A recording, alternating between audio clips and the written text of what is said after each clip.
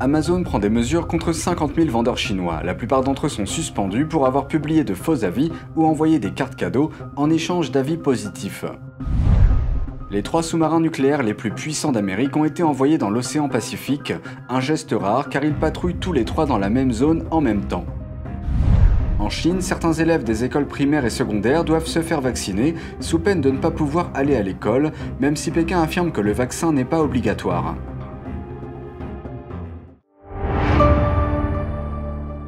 Bienvenue dans Regard sur la Chine, je suis Vladian Vitens. Avant de commencer, je vous rappelle que nous disposons d'une nouvelle chaîne YouTube sur internet, NTD Actualité. Je vous invite à vous y abonner pour regarder les news. Le géant américain de la vente au détail Amazon suspend 50 000 vendeurs chinois. Ces vendeurs sont accusés d'avoir publié un grand nombre de faux avis sur ses produits. Le détaillant de produits électroniques OK et le grossiste TomTop en font partie. Cette suspension généralisée a porté un coup dur à l'industrie chinoise, en particulier à la province méridionale du Guangdong. Selon les médias chinois, près de la moitié de ces vendeurs, Amazon, y sont basés. Un interne du secteur a expliqué que c'est la 5e fois qu'Amazon suspend des vendeurs en Chine. Quant aux revenus, les pertes totales de ces entreprises devraient atteindre plus de 15 milliards de dollars. Selon le média chinois Caixin, les suspensions visent principalement les entreprises qui violent sciemment les politiques d'Amazon. Il s'agit notamment de vendeurs qui engagent de faux clients et publient de faux avis. Certains sont également connus pour insérer des cartes cadeaux dans leurs produits avec des notes demandant des évaluations positives. Dans une rare initiative, les États-Unis auraient envoyé leurs 3 sous-marins nucléaires les plus puissants dans l'océan Pacifique. Une possible démonstration de force navale face à des adversaires comme la Chine. Dans un tweet, la United Service Organization a officieusement confirmé que les USS Seawolf, Jimmy Carter et Connecticut avaient quitté Washington. L'organisation United Service Organizations est une corporation qui soutient les membres des forces armées américaines. Les sous-marins sont tous de la même classe et chacun d'eux transporte 50 torpilles. Ces navires sont les plus grands, les plus lourdement armés et les plus rapides de la flotte navale américaine. Un rapport de Forbes explique qu'en temps normal, les navires de la même classe se déploient à tour de rôle et il est rare que ces sous-marins soient déployés ensemble car cela demande beaucoup de ressources. Le rapport indique que si les États-Unis étaient en guerre contre la Chine, ils devraient déployer les 3 appareils. Les États-Unis montrent donc leur capacité de cette manière et c'est une action importante. Alors que les États-Unis s'inquiètent de la montée en puissance militaire de la Chine, la Russie fait plutôt l'éloge de Pékin. Le ministre russe de la Défense a récemment fait l'éloge de la coopération militaire entre Moscou et Pékin et a suggéré qu'elle pourrait se développer davantage. Ceci après s'être rendu en Chine pour des exercices militaires conjoints impliquant plus de 10 000 soldats. Les exercices conjoints ont pris fin vendredi. D'autres nations ont surveillé de près l'événement. Ils cherchaient des signes indiquant que le régime communiste chinois et la Russie renforcent leurs liens militaires dans le cadre d'une alliance contre l'Occident. La Russie et la Chine mènent des exercices conjoints depuis 2005. Mais le ministre russe de la Défense a fait remarquer que c'était la première fois que l'armée russe participait à un événement de ce type en Chine, avec un haut niveau d'interaction entre les forces armées sur terre, dans les airs et en mer. Selon un journal russe, les exercices ont également marqué la première utilisation d'armes chinoises par des soldats russes. La Chine reste le premier partenaire commercial de la Russie, et le premier pont ferroviaire entre les 2 pays devrait bientôt être inauguré. Sans vaccin, pas d'école. C'est la dernière obligation imposée à de nombreux étudiants en Chine et même à leurs familles. Bien qu'il ne s'agisse pas d'une politique imposée par le sommet, un fonctionnaire affirme qu'il a été chargé d'augmenter les vaccinations dans les écoles. Pékin a déclaré que le fait de se faire vacciner contre le virus du PCC ou Covid-19 est volontaire. Mais plusieurs régions de Chine ont récemment émis des avis ordonnant aux élèves et à leurs familles de se faire vacciner. Madame Chen est originaire de la ville de Wugang dans le centre de la Chine. Elle a expliqué à NTD ce qui se passe dans sa région. Now it's mandatory for primary and middle school students to take vaccines. If not, the kids won't be able to go to school. C'est encore la période des vacances d'été en Chine. Les autorités locales exhortent désormais les élèves à se faire vacciner avant la rentrée.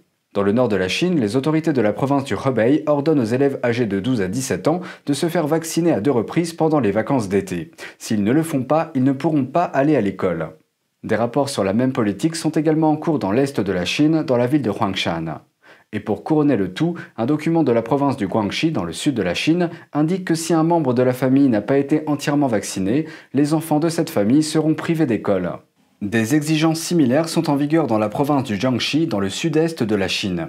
Madame Chen explique comment les fonctionnaires de différents niveaux poussent à la vaccination.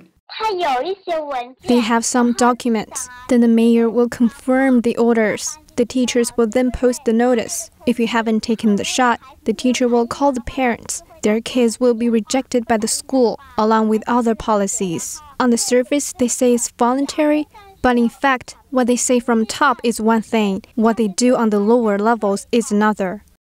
Alors pourquoi cela se produit-il? NTD a contacté le bureau local de lutte contre la pandémie de la ville de Wugang pour le savoir. Let me tell you the truth. It's the pressure from upper authorities, you see, from Beijing to the province level, from the province level to our city level. That's the case. It's a political mission, even though it claims it's voluntary for people. But it's already set as an assessment criterion to test the local government's ability to mobilize.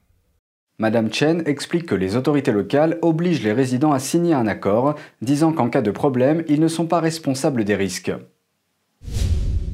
Une femme en Chine s'est effondrée après avoir pris le vaccin contre le virus fabriqué dans le pays. Quelques semaines plus tard, elle est morte.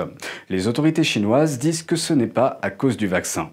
Une femme âgée qui s'est effondrée après avoir pris une dose de vaccin contre le virus du PCC fabriqué en Chine est décédée 3 semaines seulement après avoir été vaccinée. Ses proches se sont demandé si le vaccin était directement lié à son décès, mais les autorités se sont efforcées de taire les détails.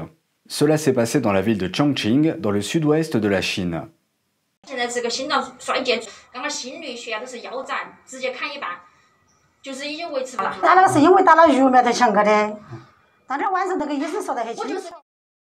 La semaine dernière, la sœur de la femme décédée a partagé les détails avec The Epoch Times.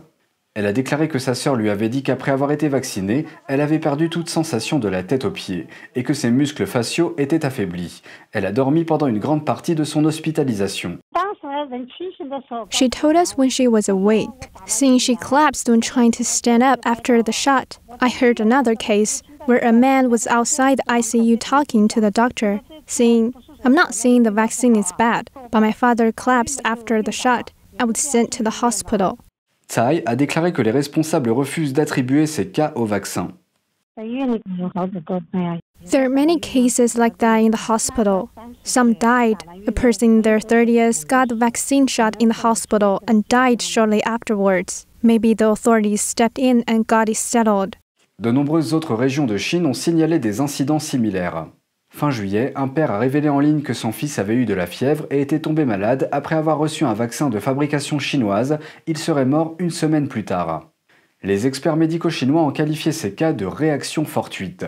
Ils affirment que les victimes avaient été infectées par le virus avant de se faire vacciner, mais qu'elles étaient asymptomatiques, et que les injections de vaccins ont déclenché leurs symptômes. Les Chinois sont toujours confrontés aux conséquences des inondations, mais il n'est pas facile pour les journalistes de faire connaître leur histoire. The Epoch Times s'est entretenu avec une habitante de la région qui a vécu la situation. Écoutons son point de vue. Dans certaines parties de la ville de Suizhou, les eaux de crue ont dépassé les 2,50 m. Une victime locale de l'inondation raconte à The Epoch Times son vécu et la gravité de la catastrophe. The first floor of buildings have been completely submerged. People have escaped to the second floors. Some homes don't have a second floor. Floodwaters block the door shut. You can't open it. They just drowned in their home. What can you do? So many people drowned. There are even families of 4 or 5 that all drowned. It's terrible. Selon Madame Zhou, l'inondation s'est produite dans la nuit de jeudi alors que la plupart des gens dormaient profondément. De plus, les eaux de crue ont soudainement augmenté. It was so dangerous at the time. People had nowhere to escape. Around 2 or 3 a.m., my neighbor went out to try to save his car, but he ended up getting washed away by the flood. Even now, he's yet to be found. His family is searching everywhere. They have no idea where he is. Le premier étage de la maison de Madame Zhou est également inondé, mais heureusement, sa maison comporte un deuxième étage. Floodwaters are starting to recede from the roads, but they still can go to the store. The water is still covering the roads. Cars can't get across. Water level in the river are not going down. There is so much damage and loss. La semaine dernière, des rapports ont indiqué que des dizaines de réservoirs de la ville de Suzhou débordaient, et au moins un d'entre eux avait déversé son eau. Madame Zhou dit que certains secouristes officiels sont venus, mais qu'ils ont rebroussé chemin quand ils n'ont pas pu passer les routes inondées.